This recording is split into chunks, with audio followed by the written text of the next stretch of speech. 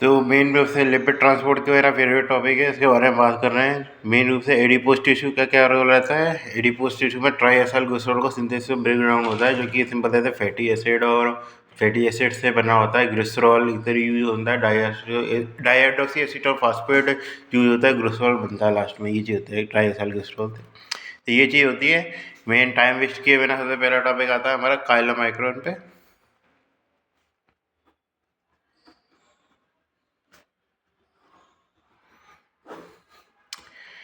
तो काइलोमाइक्रोन की बात करें चलूँ तो ये अब्जॉर्प्शन होता है इसका इंटेस्टाइन से अब्जॉर्प्शन होता है इस तरीके से, जिसमें क्या होता है ट्राइग्लिसराइल बहुत ज़्यादा मात्रा होता है, रिच इन ट्राइग्लिसराइल बहुत ज़्यादा मात्रा होता है ट्राइग्लिसराइल मात्रा में, और इंटेस्टाइन से अब्जॉर्ब होता है। फिर क्या करता है, इसको मिलता है हमें बीच रास्ते में एच डी एल क्या करता है, इसमें दो रिसेप्टर जोड़ देता है। इसमें ट्राइग्लिसराइल तो बहुत ज़्यादा मात्रा में ही है, उसमें क्या करता है तो ApoC2 जोड़ देता है एक तो मेन, और ApoE जोड़ देता है। ApoE जोड़ देता है, ये मेन काम है इसका। बाकी की दो चार रिसेप्टर होते हैं, मतलब कि पहले से इसमें शुरुआत में तो एक तरीके से यहाँ पर ट्राइग्लिसराइल है, तो इसके अंदर पहले से ही ApoB58 तो होता ही है। ApoB58 तो पहले से ही होता है इसमें। और सिंपल सी बात है, मेन उसमें क्या जोड़ता है हमारा ये ApoC2 जोड़ता है और ApoE जोड़ता है। ApoC2 की बारे में बात करें तो ये एक्टिवेट करता है, ApoC2 एक्टिवेट करता है हमारा लाइपोप्रोटीन लाइपेज। तो पहले इसको तय करना है किसके द्वारा तय करना है किसके द्वारा होता है, हमारे एडिपोज टिश्यू के द्वारा,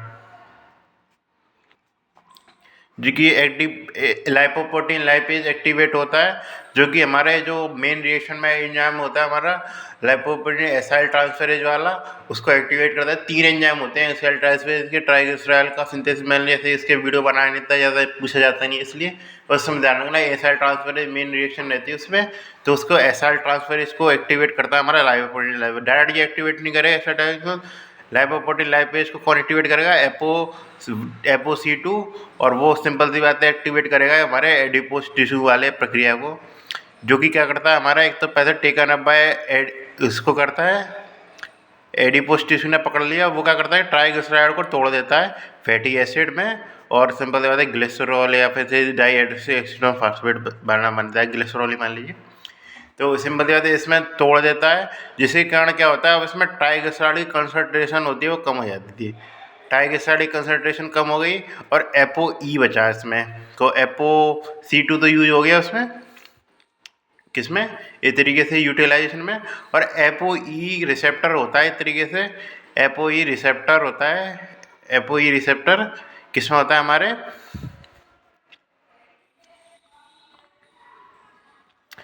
ApoE रिसेप्टर होता है हमारे एक तरीके से लिवर सेल्स में। तो ApoE रिसेप्टर लिवर सेल्स में होता है, तो ये क्या करता है इसके बाद ये हमारा क्या होता है काइलोमाइक्रोन ही चल रहा था, ये एब्जॉर्ब हो जाता है किसके द्वारा, लिवर सेल के द्वारा।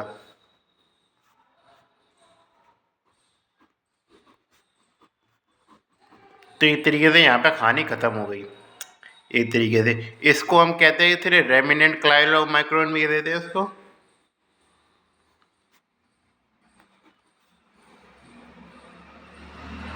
ये चीज़ पता होनी चाहिए। मेन का काम क्या रखा ट्राइग्लिसराइल का इस तरीके से ट्रांसपोर्टेशन रहा है इसका एडिपोज टिश्यू, और बाकी की सिंपल सी बात है, जब मैंने लिपिड का ऑब्जर्वेशन पढ़ाया था तो मैंने बताया था कि इसको काफ़ी सारे फॉस्फेट ईस्टर कोलेस्ट्रॉल ईस्टर वगैरह काफ़ी सारे जुड़े रहते हैं, तो सारी चीज़ें होती है। जैसे ये तो खाली ट्राइग्लिसराइल में लिया था एडिपोज ने, बची हुई जो भी चीज़ें होती है हमारे वो किसके द्वारा एब्जॉर्ब कर ली जाती है, इसलिए लिवर के द्वारा। तो इसलिए इंटेस्टाइन या फिर जो हम खा रहे हैं उससे ट्रांसपोर्टेशन करने का काम रहता है एडिपोज टिश्यू और लिवर के लिए। तो तेरे काइलोमाइक्रोन की कहानी खत्म हुई। फिर हमारे आते हैं वेरी लो डेंसिटी लाइपोप्रोटीन पे। तो वेरी लो डेंसिटी लाइपोप्रोटीन का क्या काम रहता है मेन, तो वेरी लो डेंसिटी लाइपोप्रोटीन का काम रहता है, वो रहता है एक तरीके से ट्राइग्लिसराइल एसिड का ट्रांसपोर्टेशन होता है हमारा लिवर से किसको, एडिपोज टिश्यू को। तो वो वाला क्या काम कर रहा था इस तरीके से, लिवर से वो इस तरीके से इंटेस्टाइन से एडिपोज टिश्यू को ट्रांसपोर्ट करने का काम कर रहा था, और वो क्या काम कर रहा है इस तरीके से, लिवर से, यानी कि इस तरीके से वो लिवर से निकल रहा है, ये एडिपोज टिश्यू से निकल रहा है, बाकी कोई अंतर नहीं है इनमें। तो एक ही बात है, इसमें क्या करता है, ये बात ध्यान रखना कि कैसे बनता है, तो ट्राइग्लिसराइड और कोलेस्ट्रॉल से मिलके बनता है। तो इसका ट्राइग्लिसराइड कोलेस्ट्रॉल से मिलके हमारा क्या बनता है इस तरीके से, वेरी लो डेंसिटी लाइपोप्रोटीन, जिसको कि क्या कंटेन करता है शुरुआत से, वो करता है हमारा ApoB100।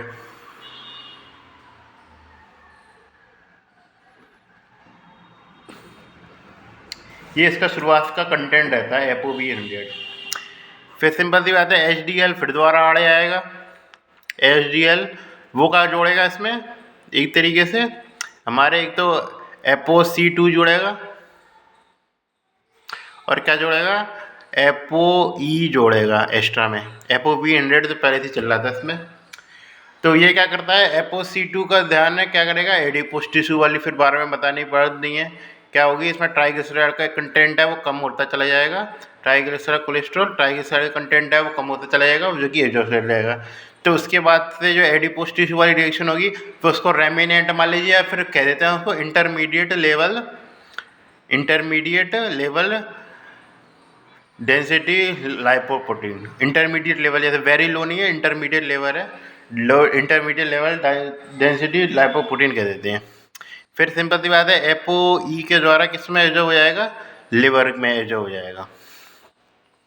तो एक तरीके से इसकी कहानी भी खत्म हो गई। कायलोमाइक्रोन बस ये बिल्कुल सेम रहते हैं, बस इसमें रिसेप्टर का अंतर रहता है। इसमें ApoB100 कंटेन करता है, और वो क्या कहता है एक तरीके से हमारा ApoB58 कंटेन करता था, कुछ क्या कहते हैं, हाँ ApoB48 कंटेन करता है शुरुआत में। बाकी HDL को इसको वही जोड़ता है। रेमिनेंट अब ये बांध सकते हैं, रेमिनेंट ज़्यादा सही रहेगा बोलना, कन्फ्यूजन नहीं हो, रेमिनेंट बोल सकते हैं इसको, वेरी लो डेंसिटी लिपोप्रोटीन का रेमिनेंट, और फिर इससे लिवर से ज़्यादा एब्जॉर्प्शन होता ही है। तो एक तरह ये तो बिल्कुल सीधे सीधे निकल गए। अब आते हैं हम लो डेंसिटी लाइपोप्रोटीन पे।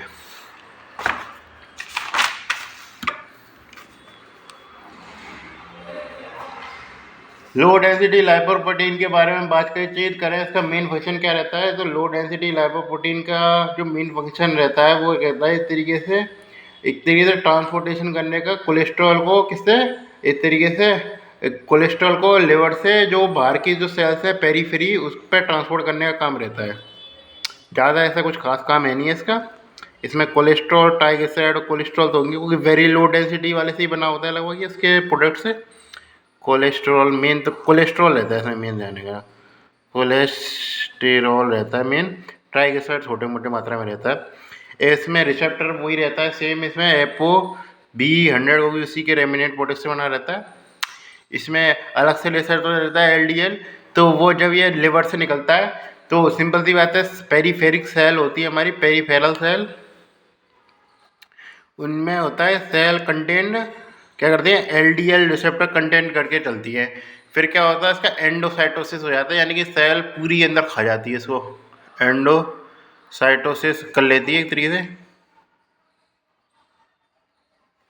एंडोसाइटोसिस में मतलब क्या हो गया, एक तरीके से लाइसोसोमल एंजाइम एक्टिवेट हो गए हमारे, इसे डिस्ट्रक्शन हो गया एक तरीके से, डिस्ट्रक्शन बाय, या फिर डिस्ट्रक्शन या डाइजेशन कह सकते हैं, डिस्ट्रक्शन या डाइजेशन बाय लाइसोसोमल एंजाइम हो गया, इसमें जो पेरीफेरल सेल में प्रेजेंट थे, जिससे क्या बढ़िया एक तरीके से कोलेस्ट्रॉल एक तरीके से मिल गया पेरीफेरल सेल को, जो कि आगे किस में काम आएगा, हमारे स्टीरॉयड सिंथेसिस में काम आएगा, स्टीरॉयड बनाने में काम आएगा एक तरीके से। तो ये चीज़ होगी, कोलेस्ट्रॉल ट्रांसपोर्टेशन में रहते हैं मेन LDL कोलेस्ट्रॉल और HDL कोलेस्ट्रॉल।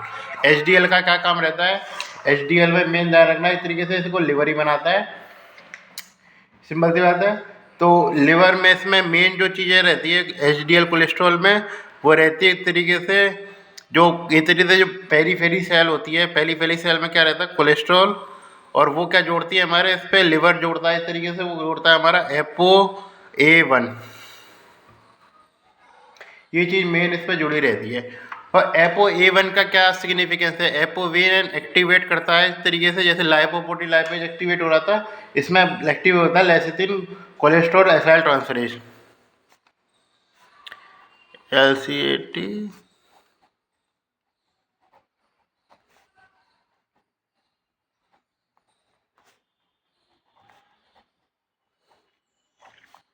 जो कि क्या करता है इस तरीके से एंजाइम की क्या एक्टिविटी रहती है, तो लेसिथिन को लेसिथिन 16 हो जाता है,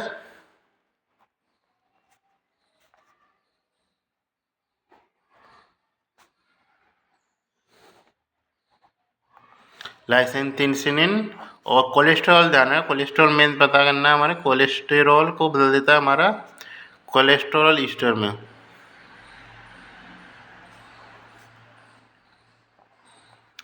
ये काम रहता है हमारा LCT lecithin cholesterol acyl transferase का। तो ये चीज़ हो गई हमारी LCAT।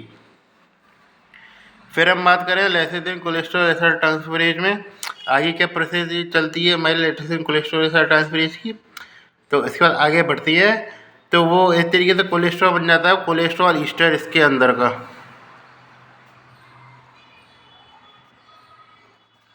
एपो ए सीधरी मान के चल सकते हैं, एपो ए ई सब में ध्यान रखना, सब में जुड़ा रहता है एक तरीके से, इसमें भी जुड़ा रहेगा एपो ई, क्योंकि सारे को लास्ट में लिवर में ही आना है, तो इसमें एपो ई के द्वारा एक तरीके से एब्जॉर्ब कर लिया जाता है लिवर में,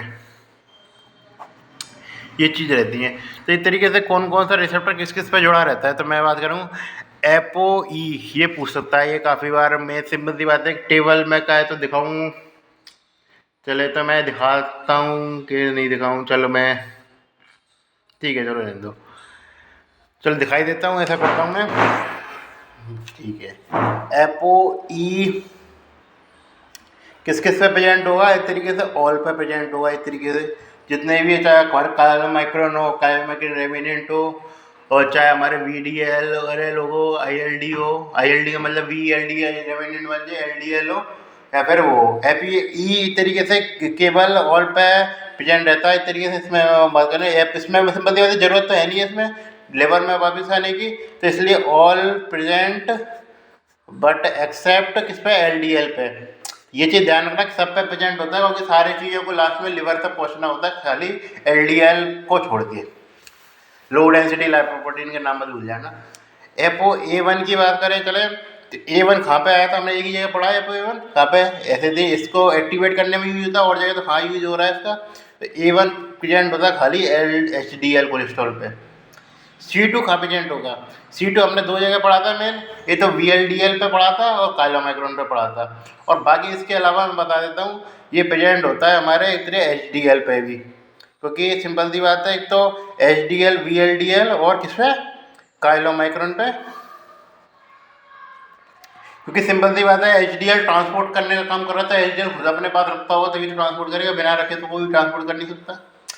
एपो B100 की बात करें चले तो वो मैंने बताया था, ये किसका B48 की बात करें चले तो किसका स्पेसिफिक है, काइलोमाइक्रोन का, तो काइलोमाइक्रोन और उसके रेमिनेंट पे प्रेजेंट होता है। फिर B100 की बात करें वो किसका स्पेसिफिक है एक तरीके से, वो है हमारे VLDL का, और किसका है, LDL का है। तो एपो B100 किस पे प्रेजेंट होगा हमारे, ये तो VLDL और उसमें ILDL बन जाएगा, IDL आ जाएगा, और इसके अलावा इस तरीके से क्या बन जाएगा हमारा, LDL बन जाएगा, क्योंकि LDL पे भी तो प्रेजेंट हो रहा था हमारा एपो B100। तो बस ये पता होना चाहिए, काफ़ी बार पूछा जाता है, एपो ई के लिए पूछा जाता है किस पे प्रेजेंट नहीं रहता, तो LDL कोलेस्ट्रॉल पे प्रेजेंट नहीं रहता, क्योंकि ये खाली एकमात्र ऐसा है जो क्योंकि जिसको लिवर पे आना नहीं होता, बाकी लिवर से दूरी जाना होता है, एंडोसाइटिस हो जाती है, एस्थेसी कर दी जाती है लाइसोसोम के द्वारा इसकी, तो इसलिए यहाँ पे इसका सिस्टम खत्म हो जाता है।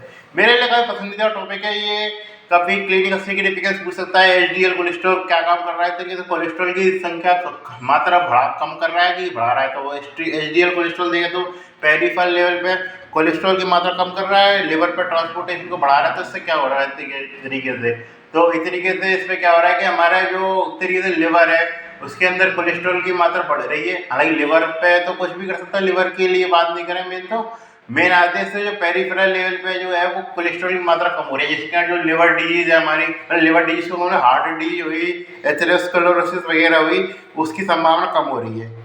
तो इसलिए हम इसको गुड कोलेस्ट्रॉल के रूप में कंसीडर करते हैं एचडीएल कोलेस्ट्रॉल को, क्योंकि आप देखा तो इधर ट्राइग्लिसराइड वाला जो होता है उसमें भी ट्रांसपोर्टेशन में काम कर रहा है एक तरीके से।